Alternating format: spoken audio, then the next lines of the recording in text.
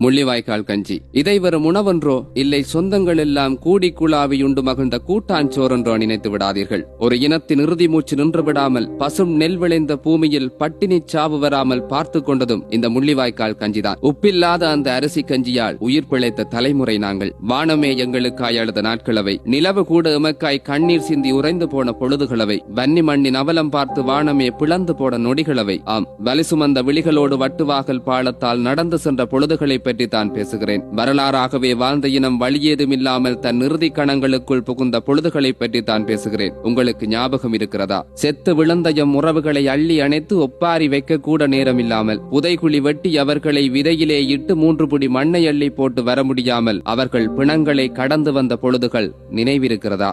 விடுதலை வேட்கையோடு விடியலுக்காய் போராடிய தமிழினத்தின் இறுதி கணங்கள் தானவை. எம் தேசத்தில் குண்டுகள் விழுந்து குழி தோண்டாத இடமில்லை என்றாலும் வாழ்வுக்கான போராட்டம் நீண்டு கொண்டே இருந்தது. எதிரிகளால் ஏவப்பட்ட ஒவ்வொரு குண்டுகளும் குறைந்தது 10 பேரையாவது பலியெடுத்துக் கொண்டே இருந்தது. பிஞ்சுகளோ கருகி போனது, பெரு விருட்சங்களோ சருகாகி போனது. 2 பக்கம் கடலால் சூழப்பட்ட நிலத்துக்காய் போராடிய இனம் தன் இறுதி ஊர்வலம் நோக்கி நகர்ந்து கொண்டே போனது. அண்ணாந்து பார்த்தால் கூட ஆகாயத்தில் பிணம் தின்னும் ராட்சச கழுகுகள் தான். அரையடி தள்ளி படுத்தால் கூட இரத்த வாடை வீசியபடி அழுகிய பிணங்கள் தான். அன்றைய நாட்களில் எம் இனத்தின் உயிர்களை காத்த பெருமையும் தமிழர் தேசத்தின் தேசிய உணவாகி போனதும் இதே முள்ளிவாய்க்கால் கஞ்சிதான். எந்த நிலை வந்தாலும் ஏதுமில்லாமல் வெறுமையாய் போனாலும் எங்களால் வாழ்ந்துவிட முடியும் என்ற நம்பிக்கையினை தந்ததும் இந்த உப்பில்லாத அரிசி கஞ்சிதான். எந்த நிலை வந்தாலும் ஏதுமில்லாமல் வெறுமையாய் போனாலும் எங்களால் வாழ்ந்துவிட முடியும் என்ற நம்பிக்கையினை தந்ததும் இந்த உப்பில்லாத அரிசி கஞ்சிதான். சுடுகின்ற மணல் வெளிகளிலே செருப்புகள் கூட இல்லாமல் மண்டையில் வெயில் வெளுக்க வெளுக்க வயது வித்தியாசங்களே இன்றி